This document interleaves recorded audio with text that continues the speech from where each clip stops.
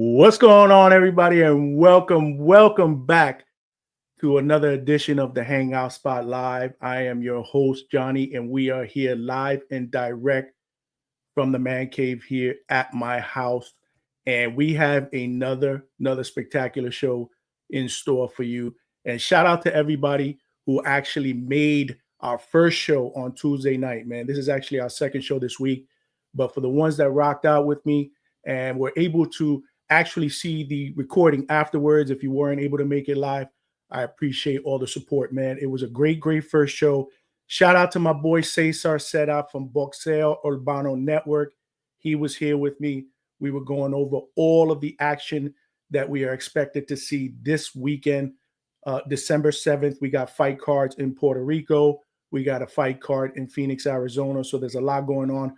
But we really went in depth into the David Morrell against David Benavidez upcoming fight in February, because Cesar has his finger on the pulse. He's been in both camps. So if you have not seen the episode, make sure you check it out, man. It was a good first episode.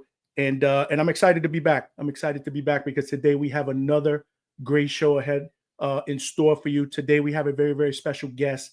We have light heavyweight title contender Anthony the Magician, Anthony Sims Jr. He is 23-2 with 20 knockouts. And I've been trying to hook up with Sims for a minute, man, because he's one of my favorite fighters to watch.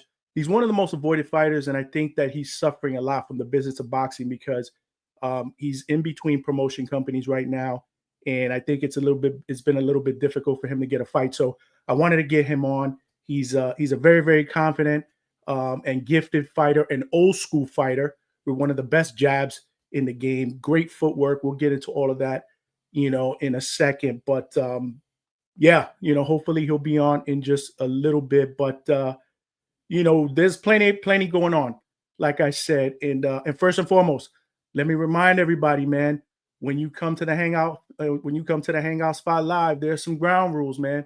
They're simple ground rules, but there are some ground rules, man. You definitely have to hit that like button. You got to smash that like button, as it will help with the visibility of the channel. The goal is to get this channel in the algorithm so it can get out to other boxing fans, so they know that we're going to be rocking out 2 times a week, every Tuesday night, 9 p.m., same thing, every Thursday night, 9 p.m. And we're not going to be doing anything any different than what we were doing during our recorded videos. We're still going to be doing interviews. We're still going to be at the live fights, covering those, doing live interviews. But I'd like to be able to get some fighters, some trainers, anybody in or around the boxing community to come here every week, twice a week, to join me. And I think it's going to be dope. I think it's absolutely going to be dope, and I'm excited about it. But at the end of the day, there's lots to get into. Again, another one of my rules, besides hitting that like button, you got to share and subscribe, man. If you have not subscribed to the Hangout Spot, make sure you do so. This is where it's at. And tell a friend to tell a friend. If we intend to get to that next level in 2025, we're definitely going to need some more supporters along the way. And last but not least, which I think is the most easiest one, you got to participate in the chat, man. I definitely want my viewers to participate in the chat, get some dialogue going on. It's free. Just like the like button. You hit that like button, it's free. Commenting is free. Unless you want to hit a brother up with a super chat. The super chats are open, super stickers, super thank yous. So if you're feeling generous and you want to throw a brother a couple of dollars, I'll always accept it, and I would appreciate that. But other than that, make sure that week in and week out, you are here, you are hitting that like button, you're sharing with everybody out there in the boxing community, and definitely getting involved. But yeah, those are my ground rules, and let's get right to it. Like I said, we are waiting for light heavyweight title contender Anthony Sims Jr. But while we're waiting for him, I wanted to kind of go over something that went on today. And we spoke about this briefly on Tuesday, right? Tank Davis, Lamont Roach, obviously that fight is going down March 1st in Brooklyn, Barclays Center. Tuesday, they had their first press conference at Barclays Center, Brooklyn, and it was underwhelming. I gave you my thoughts on that. I wasn't really happy about this fight when it first got announced, and I said my reasons why. If you did not see the video, you did not see the show, I basically don't think this is the right opponent for Tank. You know, I've seen this movie before, and this is no disrespect to Lamont Roach. Again, he is a champion at 130, but this fight is taking place at 135. So this is yet another opponent from a smaller weight class that's moving up, daring to be great, or trying to chase that bag, because we all know that Tank is one of the faces of boxing, and Lamont Roach more than likely is going to get the biggest payday of his career. But nonetheless, an opponent that I think is going to be fairly easy for Tank to figure out. So the goal, in my opinion, of these press conferences, or at least my expectation in these press conferences, is to see if something can draw me in. I need something to draw me in to say, okay, maybe this fight isn't going to be as bad as I thought it was going to be. Maybe we get to see a little bit of fireworks, some emotion, some trash talk.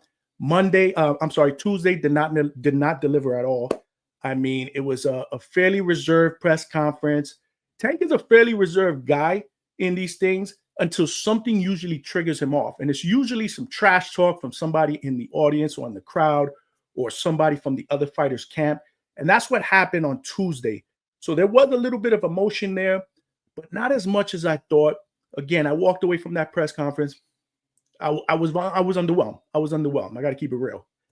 And so then I'm thinking Thursday, this press conference might be a little bit more lit, because this one is going to be taking place in the DC area, the DMV area. And both of these guys are from their area. Tank is from the Baltimore area. Lamont Roach is from the DC area.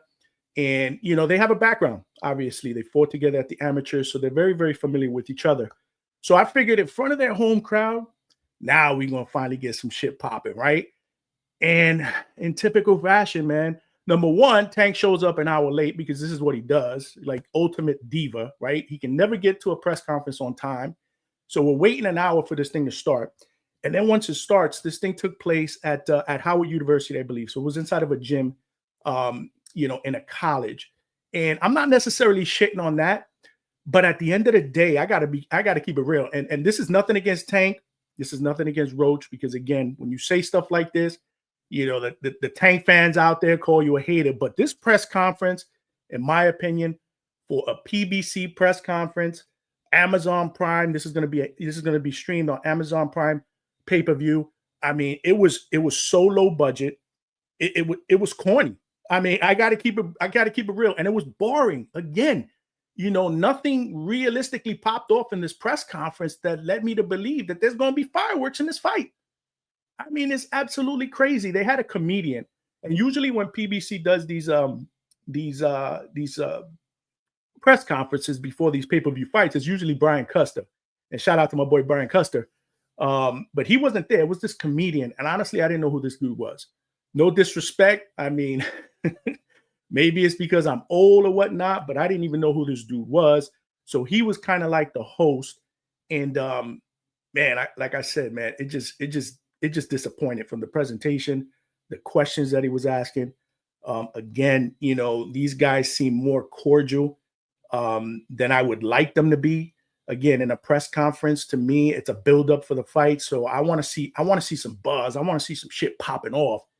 And again, it's almost like Tank is waiting for something to trigger him before he starts to talk trash. So that didn't happen to the latter part of the press conference, when again, he's looking for somebody in the audience or somebody else from the other fighters' camp to get him going. And somebody did.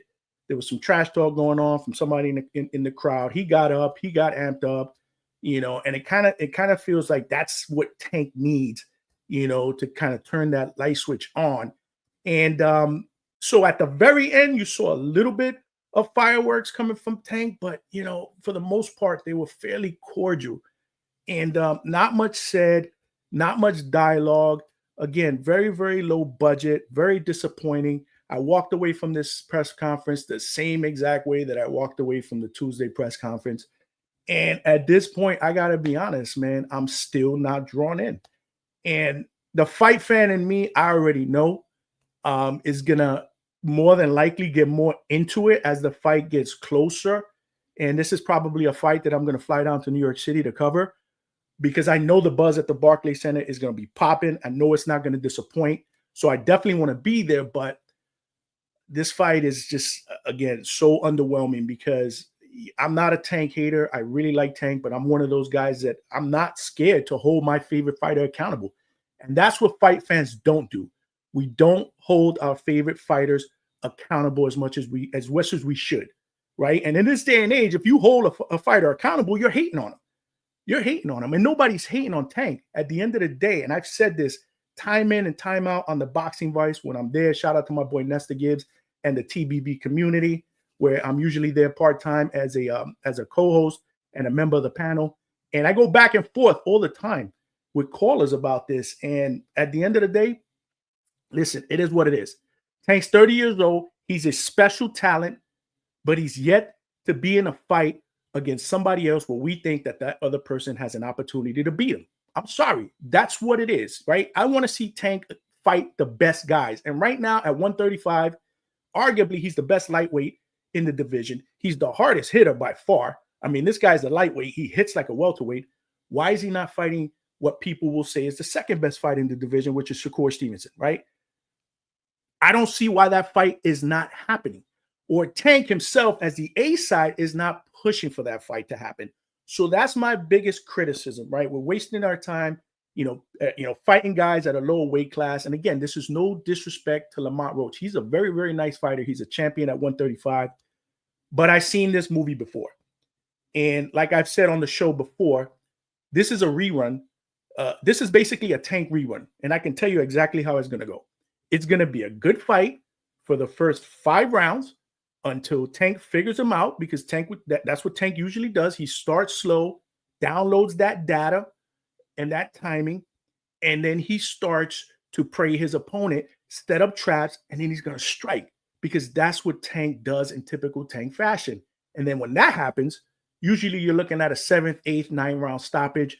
That's what I think is going to happen in this fight. That's what happened against Frank Martin, against Hector Luis Garcia.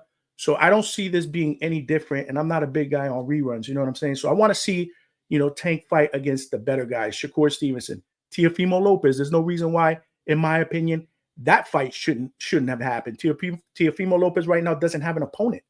He doesn't have an opponent. So, I mean, and this fight with Lamont Roach was actually postponed. I think it was postponed twice. But anyway, they were supposed to be fighting this month in December. It got postponed to March.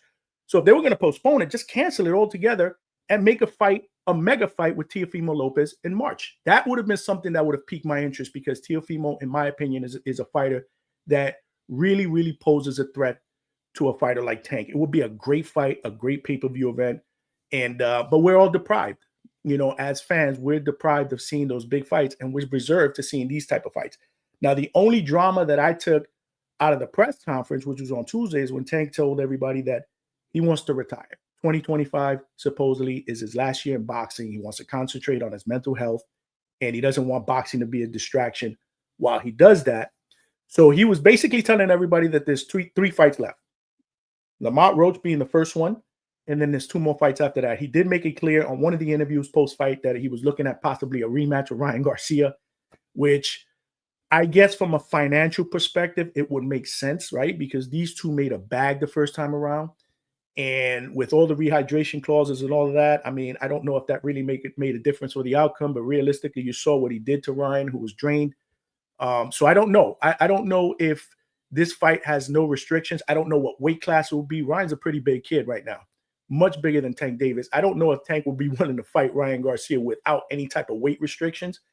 But if that fight happens, again, that fight's going to sell, because Ryan Garcia is a big draw. And if you want to make $30-40 million like they did the first time, they'll be able to sell the rematch and do it again. You need that dance partner in boxing to be able to make those big money events. And he could do that with Ryan Garcia. The problem is, who else is he going to do it with, right? So he did mention Ryan Garcia as a possible opponent. And then he did not say who would probably be his last opponent. I doubt it will be Shakur Stevenson, although that's the fight that I want to see. I think that's the fight that most boxing fans, most hardcore boxing fans want to see, because this is a typical fight against the boxer and puncher. The guy that's offensively gifted against the guy that's defensively gifted, in Shakur Stevenson. But it remains to be seen. It remains to be seen what happens. But at the end of the day, like I said, I'm not impressed. I'm not drawn in, to what I'm seeing so far in the pressers. But I'm hoping something, like I said, I'm hoping something happens, from here, to March that, that pulls me in a little bit more. I will tell you that the undercard right now on paper looks to be very, very good. So that's a plus. But, the main two stars, that to me is what's going to carry the movie, right? You can have a bunch of, great supporting actors, but if you don't have a great actor, as the lead actor, more than likely, I don't know if you're going to have an Oscar performance in a movie. Same thing with boxing, right? You need, that A+ actor, that A+ fighter that's going to be able to carry a big money pay-per-view card, because at the end of the day, Amazon Prime, PBC, they're probably going to charge $80 for this. And Lamont Roach against Tank Davis, as big of a draw as Tank Davis is not an $80 worthy fight. It just isn't. So you're basically hoping to put together that undercard that people say, all right, well, maybe this is worth buying. That's a hard sell, especially when you got Turki Al-Sheikh that's putting together mega cards for Riyadh season, and he's only charging less than $30 for a pay-per-view. And we also touched on that as well on Tuesday's show. I mean, look at this stack card. This is February 22nd. This is the proposed card. Riyadh season, Saudi Arabia, Turki Al-Sheikh is putting this together with Matchroom. And these are 7 fights.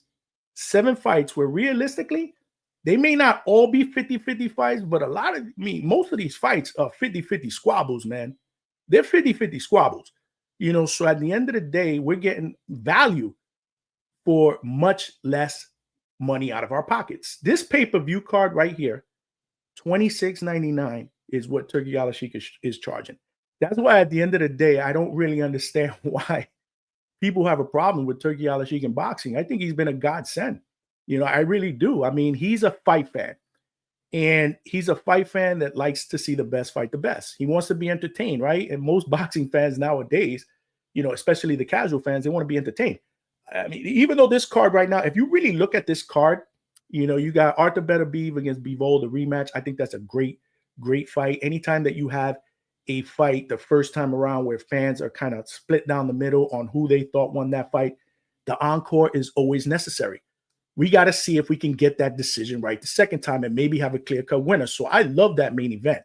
But a lot of casual fans really, really wouldn't care for this main event, right? But look at it. You got the heavyweights, Dubois against Parker. Dubois is coming off a spectacular knockout against Anthony Joshua. Joseph Parker has been on a run lately, so that's going to be a great fight. You got Shakur Stevenson, who's coming back from an injury. Floyd Schofield, young guy, 22 years old, 18-0. A lot of people feel like he's not ready for this type of challenge, but kudos to Floyd. We had him on the Boxing Voice the other night, and we interviewed him and his father. The confidence oozing from Floyd Sr. is just absolutely insane. And a person like me that was kind of iffy on it, because I'm like, is Floyd going to be ready for that type of smoke? I mean, we're talking about a different caliber of opponent here. We're talking about Shakur Stevenson, man, one of the best fighters in boxing, pound for pound. But after you heard that interview, I felt good about it. I'm like, you know what? Let this young boy cook. That's the problem, with professional boxing today. We got to let these young boys cook. If these young boys at 22, 23 years old, less than 20 fights, feel like they're ready for that smoke, give them that smoke, man. Give them that smoke, man. That's the problem with boxing today. We're always into trying to marinate, fights, develop guys, keep their old, into the high 20s and low 30s before you go out there and you give them a realistic chance or a risk, against somebody else who you feel might beat them. Because again, they're trying to just ooze assets out of these guys, because these fighters for promoters are assets, man. They treat them like assets, so at the end of the day, kudos to Floyd Jr. for stepping up, saying, yo, I want that fight. And I think it was more Floyd Schofield that was just stepping up, because Shakur was supposed to fight William Zepeda. William Zepeda had to pull out. He got injured in his last fight recently, injured his hand, so he's going to be out 6 to 8 weeks. So, Shakur coming back from his own injury in February, early February, this is going to be, an excellent challenge for him, I think, and we'll break down this card a little bit more as it gets closer. You got Carlos Adames against, Hasman Sharab. That's going to be a great fight at middleweight. This is a division that is starving for someone to actually take over and say, I'm that guy in the division. So this is a big one. Virgil Ortiz Jr. against Israel Madrimov. Now, this is an interesting one for me. I don't know if I went in detail with this on Tuesday, but I will. Israel Madrimov is fighting next week, I believe, against Sergey Boyachek. And that is going to be a tough, rugged fight for Madrimov. If you know Boyachek, he's coming off that loss, that close, controversial loss to Virgil Ortiz Jr., where most people thought that Boyachek won. It was an absolute war, between two guys, that basically fought a phone booth in the center of the ring the entire fight. So he's coming off that loss. He's fighting Madrimov. So in my opinion, that's not going to be an easy fight. I think with the styles, that's going to be a barn burner, a fight that I don't think that either one of them is going to be physically able to fight again 8 weeks down the road. So this is a weird one for me that they actually put Madrimov as the opponent, already thinking he's going to beat Boyachek. And I don't know. I don't know if that's going to happen, man. I really don't know if that's going to happen. This fight to me is a 50-50 fight. And regardless, even if Madrimov does win, do you think, unless he gets a one-punch stoppage early, that the physical punishment that both of these guys are probably going to endure against each other, you think Madrimov, even in victory, is going to be able to be ready in 8 weeks to fight a guy like Virgil Ortiz Jr.? So this one is interesting. I don't think, if I had to predict, I don't think that this fight actually makes it. I think that Madrimov will not be able to make this fight, and I think that they're gonna pull in a plug-in. That's what I believe. So I was kind of hoping that it would be Xander Zayas, and shout out to Xander Zayas, obviously Puerto Rican young sensation. I was kind of hoping he was, he had answered the bell, a few days ago before this fight card got announced that he wanted to step in line and fight Virgil Ortiz, but I think that they had about 3 or 4 options. The other 3 obviously were a lot more experienced, as bigger names than Xander Zayas. Obviously, Xander Zayas is a young guy, still up and coming, but shout out to him because he wanted that smoke. He was asking for this fight, saying that he wanted this smoke, and but he didn't get the fight. But I interviewed Zayas, in Orlando, for the Tim Tszyu fight in an undercard, and I remember asking him, when he would be ready, to be a major player in the division. And Xander didn't even let me finish before he said, "I'm ready. I feel like I'm ready right now. I'm just waiting for somebody to give me that opportunity." And by going out there and saying, "I'll fight you next, Virgil," that proved to me that, he wasn't capping. You know what I'm saying? He was keeping it 100 with me. He was not capping. He wanted that smoke. But I still feel like Xander, his time is going to come. He's still a young guy. There's no need to rush it. I think Top Rank has done an excellent job, developing him, putting him in there against the right guys. And to Xander's credit, he's been getting better and better every single fight. And he's one of those guys. And if you met him, great guy. I mean, he always treats me, he always treats me with love, shows me a lot of love. And you can see that he takes that, he looks at these fights, he takes that criticism and he utilizes that in the gym, and he gets better and better. And you can see the progression. But I want to see more progression.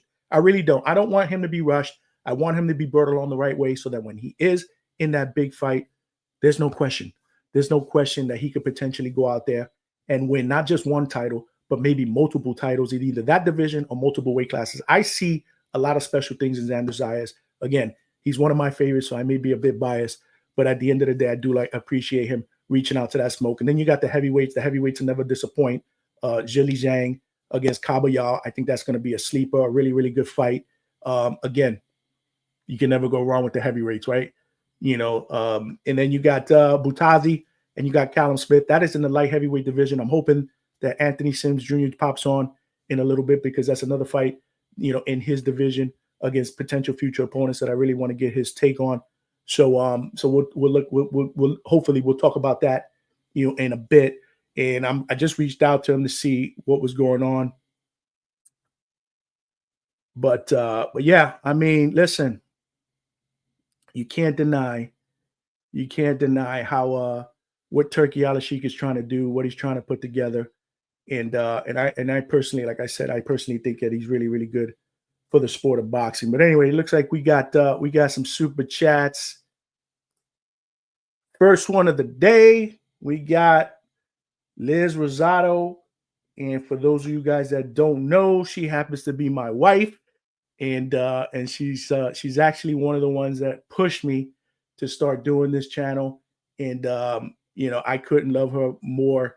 I loved her with all my heart before she pushed me to do this channel. And obviously, You know, I love her even more now. I mean, she's been my biggest supporter. So shout out to you, babe. I appreciate you showing me that love and support. And then we got $5 from Michelle. Michelle is like my sister from Pennsylvania. Oh, snap, John is live. And Michelle's not a boxing fan per se. At least I don't think she is, unless the Cubans fight. Because Michelle's Cuban and she loves herself, the Cuban fighters. That's why this weekend she's probably going to have an invested interest in Robesi Ramirez against Rafael Espinoza. That is going to be the co-main event in the Phoenix, Arizona card on Saturday. If you did not know Michelle, your Cuban boy Robesi Ramirez, he's fighting on Saturday, so you may want to tune in. But thank you for the continued love and support. Then we got my brother Hernan.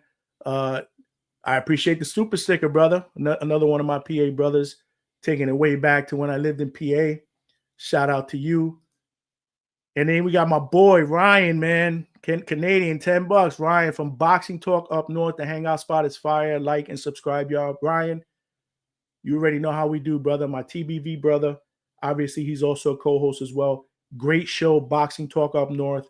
Ryan lives up in Canada, and he does a great breakdown of fights, you know, from up north. So if you have not checked out my boy Ryan Frazier from Boxing Talk up north, make sure you check him out. He's popping, bro. He's popping, man.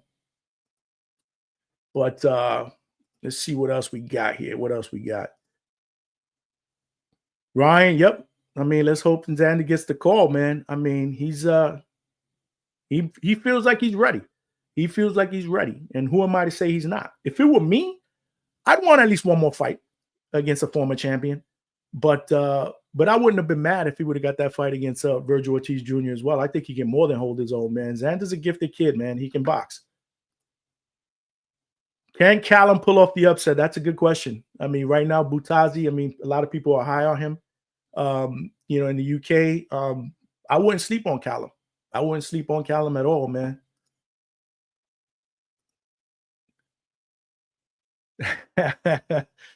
Don't shout out my 99 cents. Come on, man. You can do better than that, brother. And then we got my sister again. I love you, big bro. But if you don't support the Cuban fighters, I'm taking the $5 back. Joking. Nah, I support the Cuban fighters. I love me some Robesi Ramirez. We actually spoke about Robesi's fight in detail on Tuesday's show. Check that out. My boy Cesar Seda, who has a Spanish boxing podcast, one of the biggest Spanish boxing, probably the biggest Spanish boxing podcast on YouTube. They do a daily show. Him and his boy Anderson, they team up. They do a daily show for like 2 hours. I believe it starts at 6:30 Eastern Standard every day, Monday through Friday. And they specialize in the Spanish fighters, Cuban fighters. He's all over. In fact, Cesar is actually working media in Phoenix this weekend, and he's going to be covering the Robesi fight. So he has a close relationship and gave me some good feedback on that. So this weekend's going to be popping, man. You know, this weekend's going to be popping. I don't think it's going to disappoint, especially the real hardcore fan, man. Now, the only bad part about this weekend is there's 2 separate fight cards on the same night. Now, I'm not necessarily mad at that because I love me boxing. I mean, the more, the better. I mean, life is always better for me when there's boxing going on that night. But at the end of the day, separate them, man, because they're 2 really fire cards. You got one in Puerto Rico, and then you got one in Phoenix. But you got 2 great main events, in my opinion, and 2 really solid co-main events. So my preference would be put one this Saturday and then put one on the next Saturday or the Saturday after that when there's no boxing schedule, so that we always have boxing every single weekend. See, that's my whole take on it. I'm just being selfish. You know, I want boxing every single Friday. I want boxing every single Saturday, every other week. So far, we've been getting boxing on ProBox. Shout out to my ProBox family. I'm usually there every other Wednesday covering as a member of the media, holding it down for the Boxing Boys and for the Hangout Spot, obviously. And the next event will be next Wednesday, December 11th, ProBox, Plant City, Florida. And ProBox doesn't disappoint. If you have not seen a ProBox card, make sure you check it out, because if you are into action-packed, 50-50 fights where you're going to see fireworks, and you're probably going to go into that fight wondering, who do you think is going to win? ProBox is what you want to see. And it streams for free, every other Wednesday on YouTube, ProBox TV, or on the ProBox TV website. Nothing but love for ProBox. Shout out to Gary Jonas and his son, Danny Jonas, who always treat me like family when I'm there. But yeah, man, ProBox is always doing it up. Great platform for up and coming fighters, and for fighters that realistically maybe they need to take a step back. Maybe they need to kind of get their career on track and maybe be put against a guy like another tough guy to kind of raise their stock. So hopefully, like I said, hopefully ProBox will continue to expand. I know I've had some inside conversations with Danny and Paulie Malignaggi, Chris Algieri, those guys who cover it. Again, they show me a lot of love while I'm over there, and they are looking to expand. 2025 is going to be a big year for them. I believe that they did their first card this year, a couple months ago, overseas in the UK, and now they're looking to kind of take their show on the road because realistically, ProBox has been just a Florida entity. They have a facility in Plant City, Florida, where they put on cards every other week, and that's where they host. But they're looking to take their show on the road to other cities, bigger cities, possibly, overseas a lot more often. So they're growing. And, this is the platform to be at, ProBox, because I think ProBox is going to be a giant, in the sport, years down the road. So, there's a card next Wednesday, the 11th. And then next weekend is the WBA convention that's going to be hosted here in Orlando, Florida, Caribbean Royale Resort, which is my second home. I've worked a ton of fights over there. Shout out to Box Lab Promotions, my people, Eric, Amari. They always showing me love, giving me my first opportunity to go in there and cover some fights as a member of the media, and they become my second family. They become like my boxing family. So shout out to them. They are hosting the WBA convention next weekend, and there's going to be a nice stacked prospect card on Friday the 13th. Next Friday, I will be there on hand. I think Nestor Gibbs from the Boxing Voice will be there as well, so we'll be working that more than likely together. Hopefully, we'll be able to do a live fight chat from there, but we'll see what happens. But at the end of the day, a stacked card there with up-and-coming prospects, championship contenders. In fact, the main event is going to be my man, Antonio Vargas. I actually interviewed him a couple of weeks ago. This is a bantamweight fighter. He's fighting an undefeated guy, Winston Guerrero. This is going to be for a WBA interim world title, and hopefully the winner will be in line to fight for the regular WBA world title. So there's a lot at stake there, and a great card with a lot of great young talent. So I'm looking forward to that. But the next few weeks will be busy, and then again, 2025, a big year. We got David Benavidez and David Morrell. We got into that in depth, with Cesar on Tuesday because he's been in both camps, like I said earlier.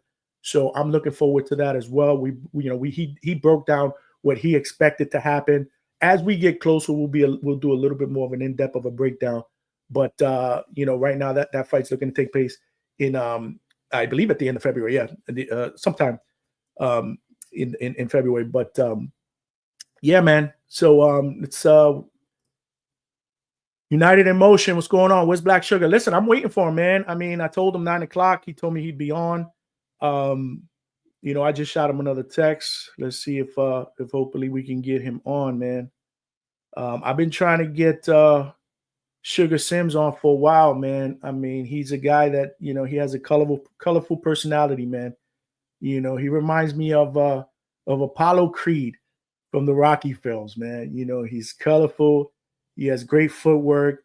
He's flashy in the ring. He has a great jab. But we got to see him in the ring more often, and that's basically some of the things that I want to cover with him, like what's going on,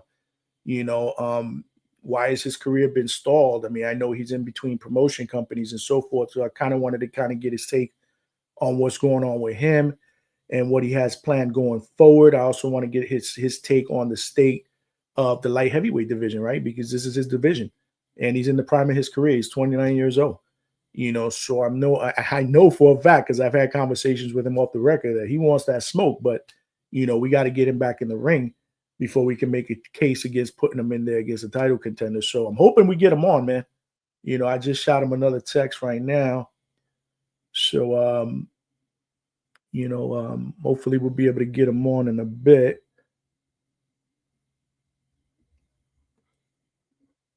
But you know, we'll pivot. You know, if we can't get him on or whatnot, and something came up or whatever, we'll pivot. You know, the show must go on, and then we'll try to reschedule. But yeah, man, just stick it out for a bit.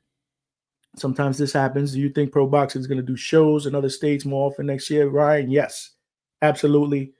I had some dialogue with Paulie Malignaggi about that, and they're looking at 2025 to be a big year for them to be able to expand. You know, and that was from an interview I did with them, where I basically said that every other Wednesday. He said, we're changing that mantra. We're trying to move to different places, maybe Friday night cards or Saturday night cards and so forth. But no time frame whatsoever. But at the end of the day, that's the plan. And if you haven't seen an interview with Gary Jonas, who is the owner of ProBox TV, he was on with Ness a couple of times a few months ago, and interesting interviews, man. Make sure you check those out, because his outlook on the business, not just of boxing, but his plan of growth for ProBox is absolutely incredible. I mean, a smart guy, business savvy guy. I met him, great dude.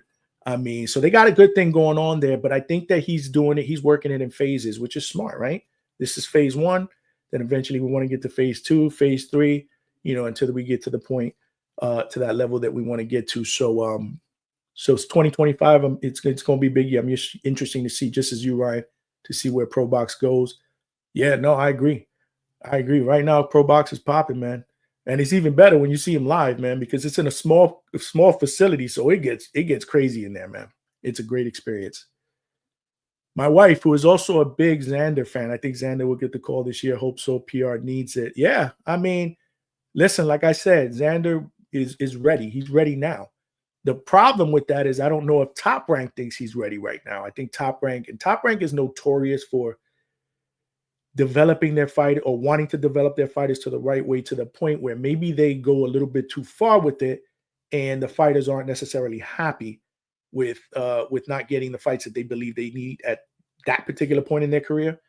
But it seems like Xander is gonna, kind of, work the blueprint and see what they have in store for him. But I fully expect that at least in the ending part of 2025, Xander gets a title shot. I mean, I fully expect that.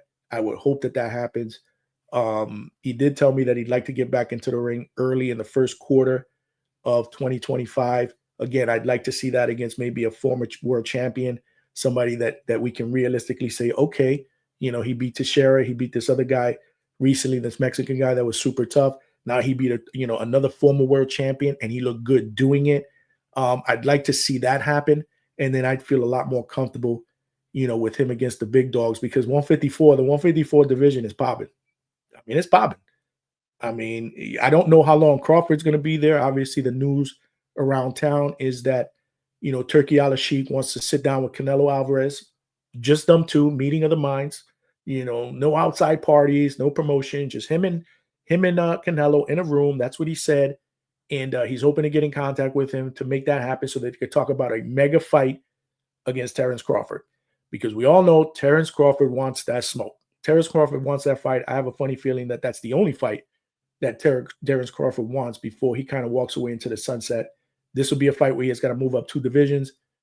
And at the end of the day, if we're not going to get Canelo against Benavidez, because it looks like that fight is never going to happen, then maybe Canelo against Crawford will be a good consolation prize. I don't know if I'll pick Crawford, because, again, there's weight classes in boxing for a reason. But it'd be an interesting challenge. It would. So they're trying to make that fight happen.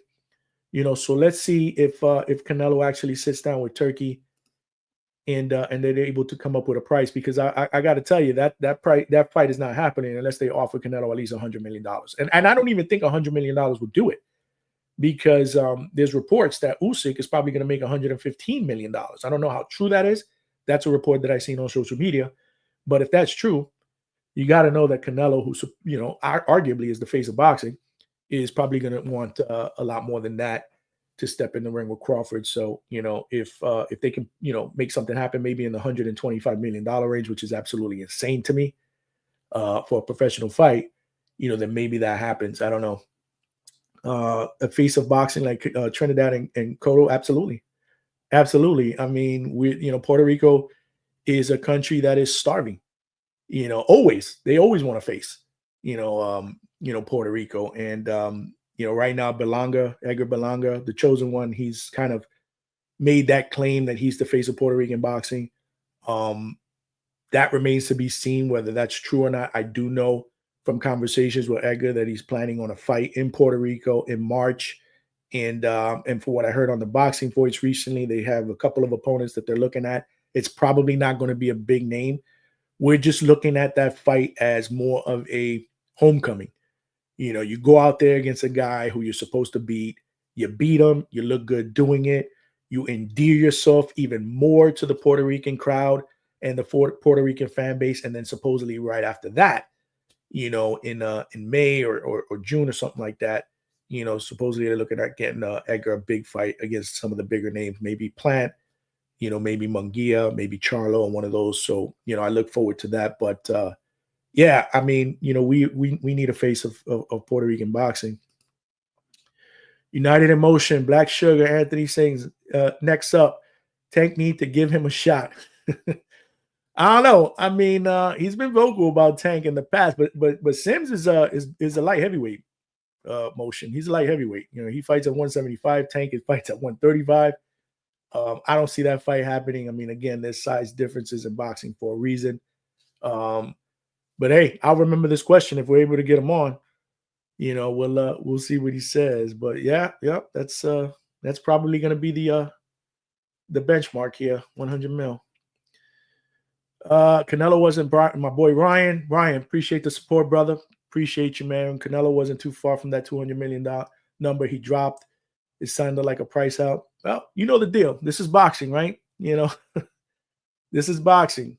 So yeah, absolutely. I agree with you, man. It did sound like a price out. And in my opinion,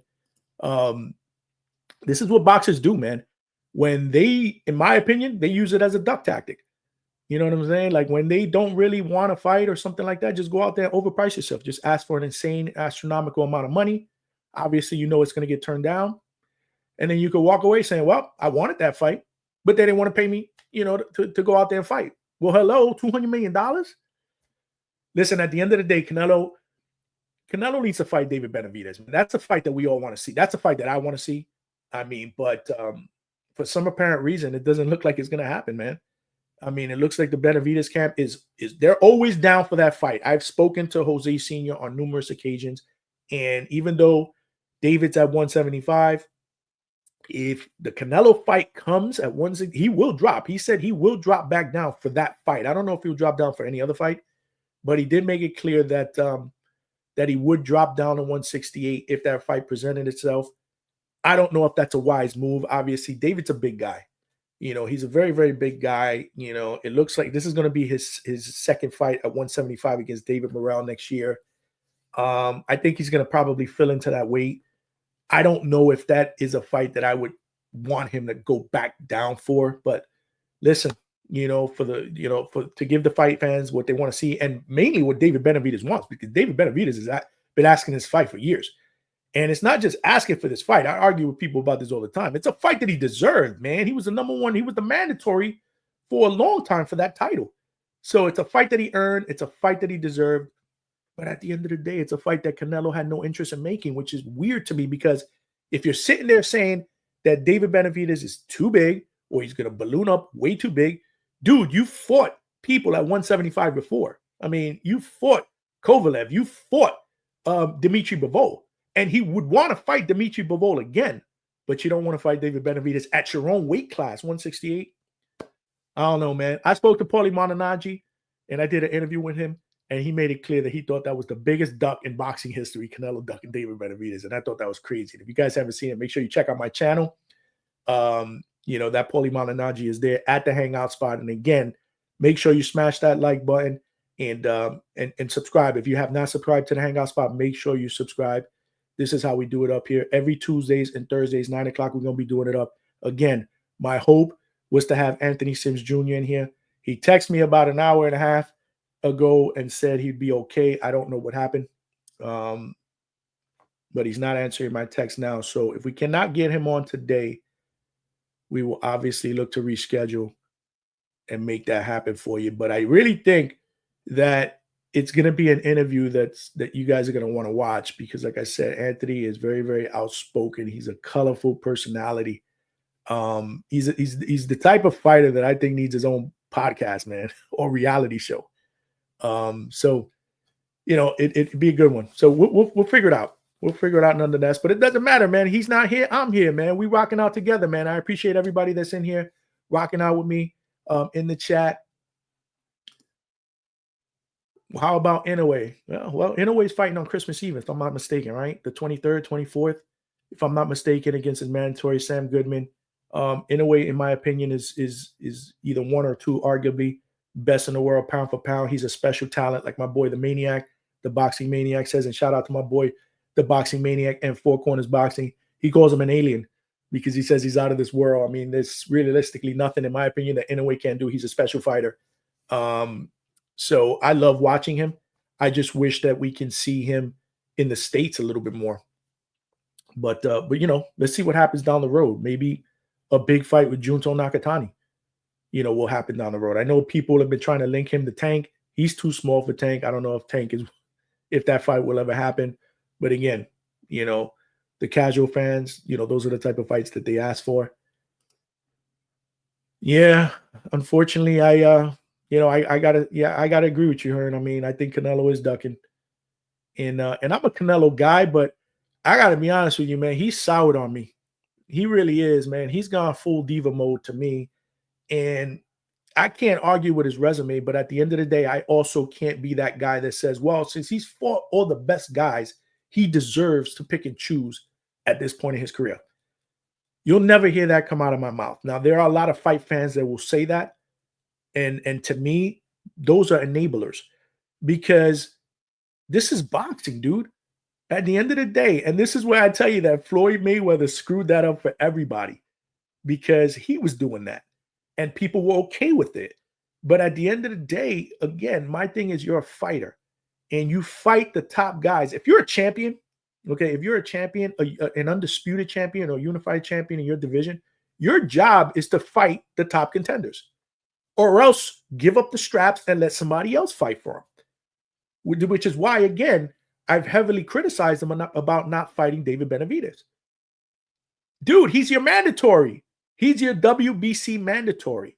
So at the end of the day, I'm not that guy that's going to say, well, it's okay. Let him take a layup. He's earned it. No, when you earn it? When you retire, okay? If you have no more belts and you gave them up, and you're ready to call it a career, a great career, then maybe your last fight, you could say, listen, I just want to pick and choose my last guy as my goodbye, my swan song, and then I'm out of here. All right, I'm fine with that. But if you're a guy basically saying that you're nowhere near retirement and you still want to fight the top guys, then you got to fight the top guys. So, the way he's been moving lately has kind of been a turnoff for me. But I love Canelo. I'll always tune into his fights. Ryan, yeah, David might have a hard time getting back down. Absolutely, man. And this is what the your average boxing fan doesn't understand.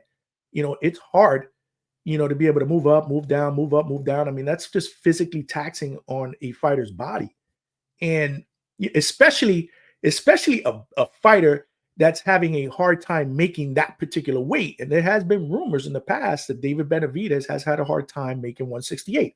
David Benavidez is a big guy, and he was, the Boxing Voice we interviewed Boo Boo Andrade, Demetrius Andrade, who lost to David Benavidez in his last fight. And he said that the biggest thing with Benavidez was during the weigh-in, he didn't think David Benavidez looked that big. But then he said on fight night, when he had an opportunity to rehydrate, he said on fight night, this dude looked like a monster across from him. He was like, damn, this dude is big, because obviously he rehydrated. And, he's just a big, lanky guy. I think that 175 is probably where he should be at this point in his career. He's, I believe he's 27, 28 years old. I think that 175 is good. This was his first fight at 175, his last one against Vodzik. And I told everybody, okay, he didn't knock out Vodzik. That's fine. He still won the fight fairly easily. At the end of the day, give him an opportunity to kind of ease into the weight. and I think that, he's going to feel a lot better this time around. This is why I'm so intrigued about this fight, between David Morrell. There's a lot of boxing fans, especially in the boxing voice, that are kind of split in half about this fight because they don't feel Morrell is ready for it. Not me. I'm not going to pick Morrell. And me and Cesar went back and forth about that on Tuesday's show. But I think he's ready. I mean, even though he has 11 pro fights, he has an extensive amateur career, Cuban pedigree. So at the end of the day, so if my sister Michelle is still listening, David Morrell, Cuban fighter, he's going to be fighting against David Benavidez. That's going to be in early 2025. You got to make sure you tune into that as well. But yeah, Ryan, I don't necessarily think that is a good idea for Benavidez either. I think that would be just setting him up for failure.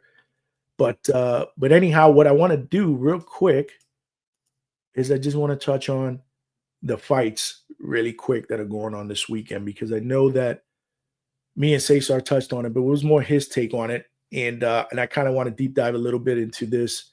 It doesn't look like Sims is going to pop up. So more than likely, we will probably have to reschedule this. But this weekend we got hella boxing. We got a card on DAZN, and this one is from Puerto Rico. And the main event is going to be Liam Paro against Richardson Hitchins, and this is going to be for the IBF lightweight world title. And I think this is going to be a really, really fantastic fight.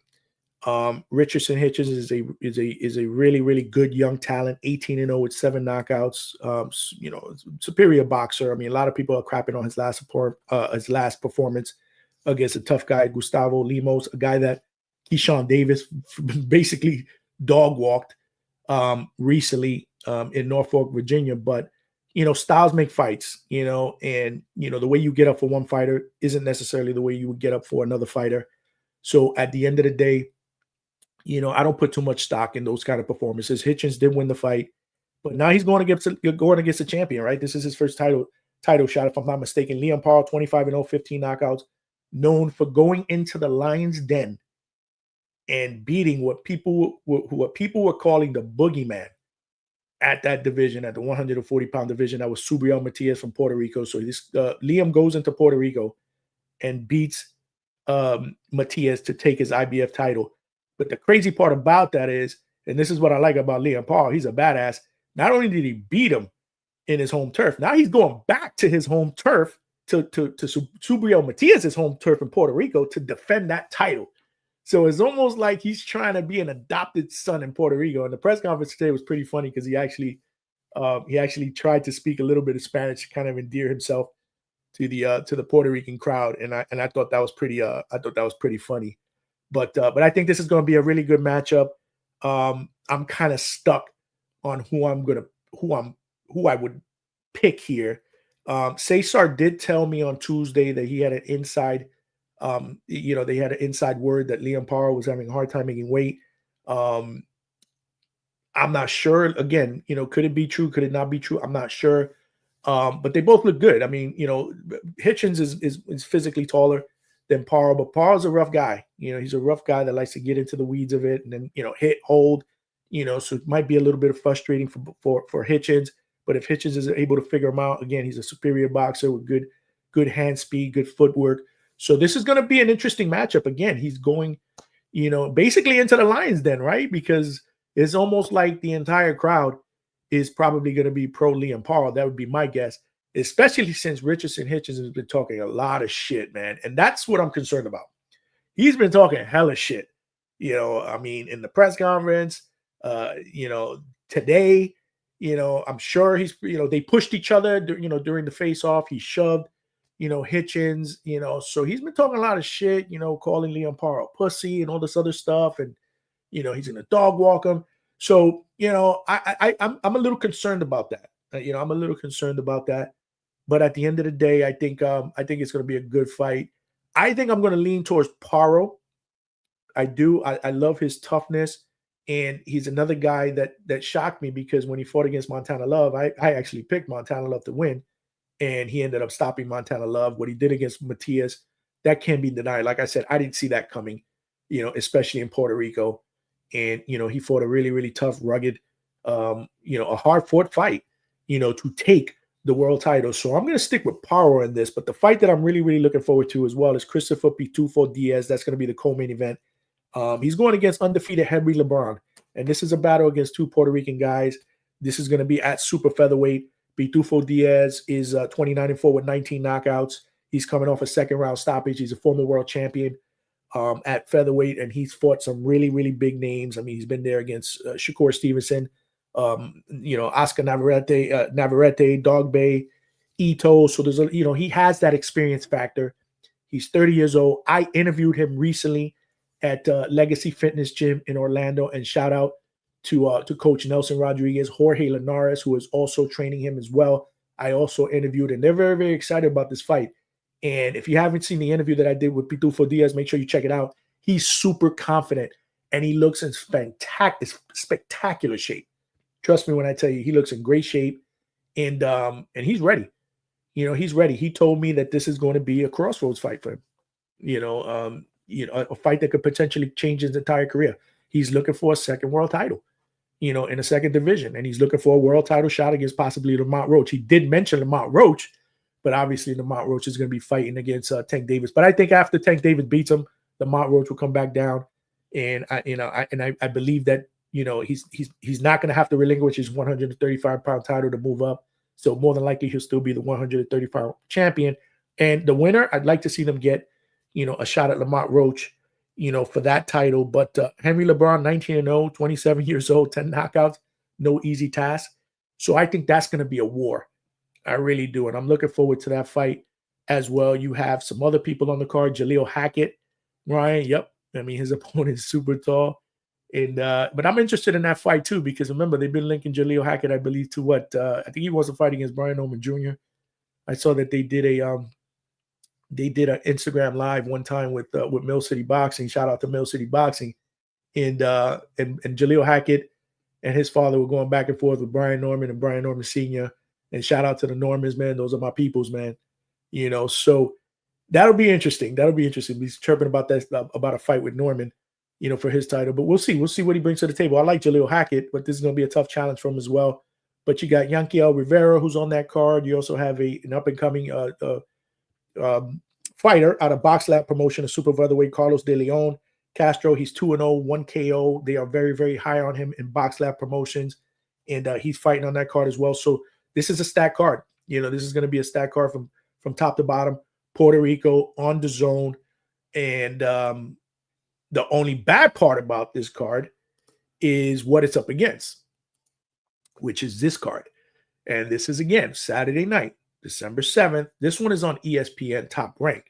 And you have a doubleheader of rematches, intriguing rematches. You got Oscar Valdez, who's fighting against Emanuel Navarrete, a guy who beat him the first time around.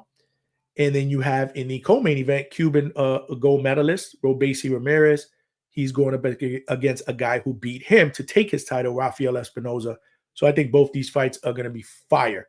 So this is where I'm torn in the middle. Luckily, in my man cave, I got 2 TVs, so I'll have both of them on with both fights playing separately. But at the end of the day, I just wish that I can concentrate on one this week and then maybe concentrate on another one next week when there's no boxing or no big boxing on a Saturday. Either way, I'll take it.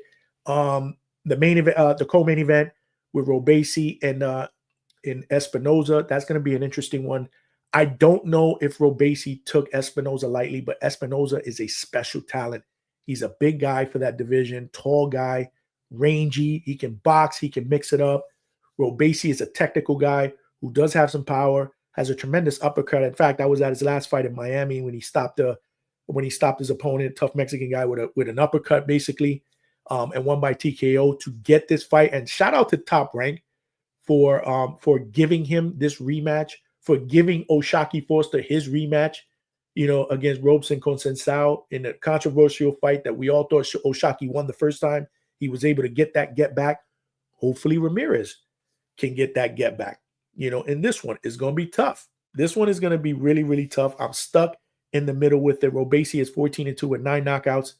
Like I said, he's coming off a 7th round TKO against Brandon Benitez. And then you got Rafael Espinoza, like I said, 25-0, 21 KOs, coming off a 1st round stoppage against Sergio Sanchez. And Cesar did tell me that this is a crossroads fight for Ramirez. They're treating it as if we lose, we're done. And I question that. I'm like, well, why? I mean, he only has 16 fights. But again, Robeisy has a very extensive amateur background, Cuban pedigree. He's an Olympian. They feel like this fight with a loss is just going to set him back and put him back, in line, for title contention. So they feel like this is it. If he doesn't win this fight, then more than likely it's going to be hard for him to move up the ranks to get a title shot. I don't know. I mean, again, I wouldn't argue with Cesar. He's all over it. He's, he works with these guys. He's in their camps, so the information that Cesar gets is accurate information. It's not rumors, man. It's right from the horse's mouth. So, I don't know. Again, I want to root for Robeisy in this, and I am going to root for Robeisy, but this is a tough matchup. But let's see, because again,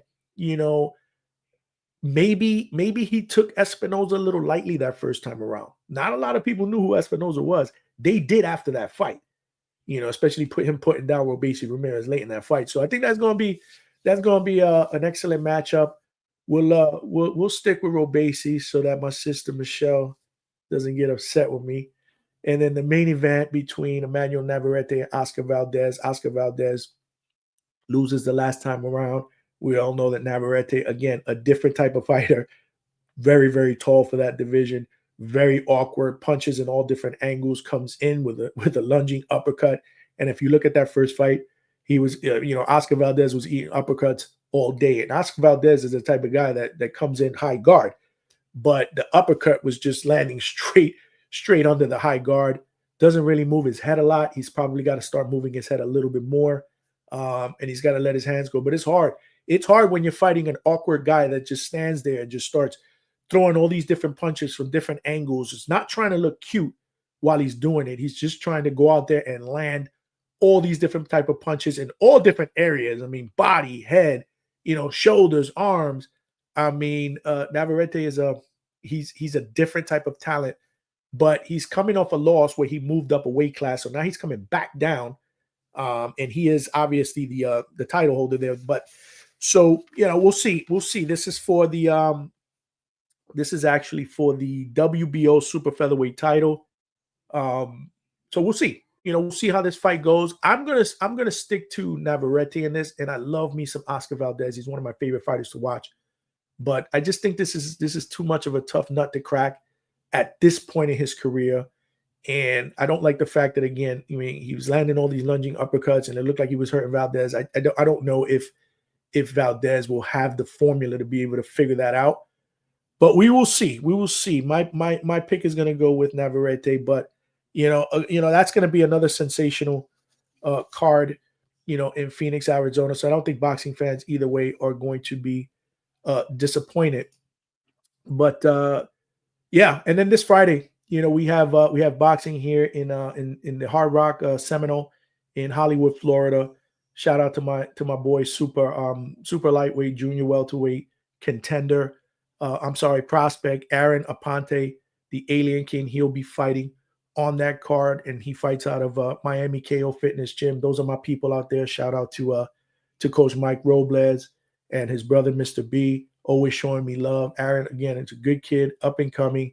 He's 10-2, a lot of potential. He'd be fighting on that on Friday. I was hoping to try to make that card, but the Seminole, the Hard Rock Seminole is about 3 hours from my house, and I got to work the day job, and it might be, it's going to be too hard for me to be able to pull off, the day job, get over there in 3 hours in time to get there and work the fight. So we'll pass on that one, but next week will be a busy schedule for me, boxing-wise, because we're still going to be doing our show next Tuesday, 9 p.m. Right now on the docket, we have undefeated super featherweight Albert the Prince Bell. He's going to be joining me to break down this weekend's fights. And there's an invested interest in the Navarrete Valdez fight because Albert Prince Bell has been the number one contender for that WBO title for over a year.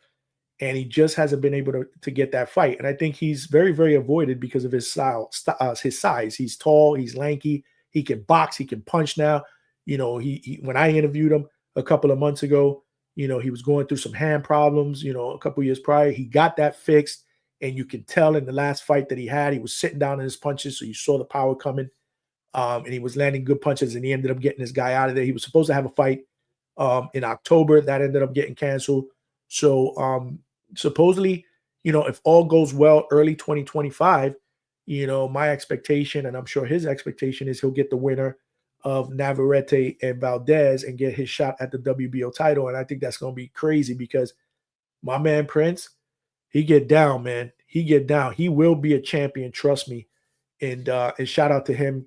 He's my people. So he's right now he's going to be on the docket. He's going to join me on Tuesday night show, 9 p.m. So make sure you tune in. Man, listen, I'm disappointed, man. I was supposed to have Alex. What up, brother? Thank you for joining and chiming in on the chat, my brother. I really wanted to get the Sims up in here, but at the end of the day, this is like we say in boxing, this is boxing. Things happen. You know what I'm saying? And maybe something came up, that was a little bit more important. That's fine. At the end of the day, what we'll do is we'll reach out and we'll try to get him on. And like I said, he's a good interview. So I think it'll be good to get him on. Alex, man, it's been over a year. Unfortunately, he will get a shot once he gets a deal, once he gets a big promoter behind him. If you're talking about Sims, yeah, absolutely, man. Absolutely. And I was hoping to get him on so we could talk about that. Like, is he any closer to working with a promotion company? Is he going to go independent? Is he looking at, potentially fighting somebody, and then look at a promotion company? I don't know. I do know that, like I said, I rock with him. We message every now and then. He's working his tail off in the gym, putting in that work, and he's ready. He's just ready. I just don't know why he has not been able to get a fight. But again, this is the business of boxing. You know what I'm saying? This is the business of boxing. You're talking about Albert Bell. Well, the crazy part about it is, yeah, I mean, the same situation with Sims is probably the same situation with Albert Bell. The thing with Albert, though, and if you haven't seen the interview I did with him a couple months ago, check it out. He's working independently because he is trying to maneuver a different way because he was in Top Rank.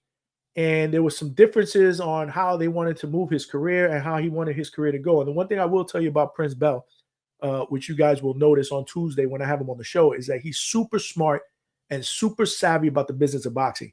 So he wants to take this kind of like Devin Haney approach where, I want to kind of fight independently, kind of latch on here, take this fight here, and hopefully it gets me in line to either get with the promotion company or either get a title shot. Because again, his whole goal is to get a title shot. But you're right. You're right. He hasn't fought in a while. He was supposed to fight in the beginning of October. I interviewed him about 3 weeks before that. And on the interview, he actually told me that the fight in the beginning of October was being moved to the end of October. Same venue, was supposed to be in Texas. In fact, I was looking at going down to work that fight to support. But then that got canceled altogether and nothing's been rescheduled. So again, when I have him on Tuesday, that's one of the things that I also want to ask him, like, what's going on? Are you any closer to getting a fight, or do you just want to sit out the rest of the year, which is most likely what will happen, I would guess, and see if maybe you can nab the winner of Navarrete and Valdez for that WBO title, because that's realistically what he wants. That's what he told me. That's what he wants. So that's why I thought it was a good idea to bring him on next Wednesday, because we could break down the weekend fights, including that one. And then we could also kind of talk about a little bit about his future. So make sure you guys tune in next Tuesday, 9 o'clock. I'm going to have undefeated super featherweight Albert Prince Bell on with me here at the Hangout Spot Live. Again, my apologies that we could not get Anthony Sims on tonight, but hopefully everything is all right with him. Like I said, I'll reach out to him, kind of figure out what happened, and then we'll try to reschedule, man. We'll try to get this thing back on the docket. But at the end of the day, like I said, the show goes on. I didn't want to leave everybody flat. We're still, we still rocked out here, and I appreciate everybody for coming aboard. If you have not hit that like button, make sure you do so. And again, make sure you tell a friend to tell a friend. Make sure you share and you subscribe, because 2024, the Hangout Spot, we made our mark. But in 2025, we're looking at taking this thing to the next level. And we're not going to be able to do that. We're not going to be able to get, the bigger interviews, unless we have a bigger following. So we got to make sure that this train is moving in the right direction. Get that street cred up. And the only way that's going to happen is by getting more subscribers. I'm putting in the work in the field. I'm working fight cards. Next year is going to be even crazier for me as far as schedule, because right now I'm mostly doing Florida cards all over Florida, mostly Orlando. But next year I'm planning on taking the Hangout Spot to the road. Right now the goal is to potentially get to that Tank fight. That's what I want to work. March 1st, we'll see what happens in between then. I'd like to do the Belonga fight in Puerto Rico. We'll see how that works. I've been in contact with him. So, as soon as that's announced, we'll see how that plays out, schedule wise. But, we're looking at working fights and putting the work in the boxing field. But we also can't forget our bread and butter, right? We got to put the work in here. This is the Hangout Spot. This is the original spot where it all started. And I cannot forget my peoples and my followers. So at the end of the day, make sure you tell a friend to tell a friend. But anyhow, I think that's it, man. Great weekend of boxing again. Enjoy it. For those of you that were in the chat chiming in, I appreciate the love. I appreciate the support. And we will be back at it Tuesday night, 9 p.m. Albert Prince Bell will be joining me here at the Hangout Spot. So make sure you tune in. And until then, this is your boy Johnny signing out from the Hangout Spot. And you know how we do. I'll talk to you soon.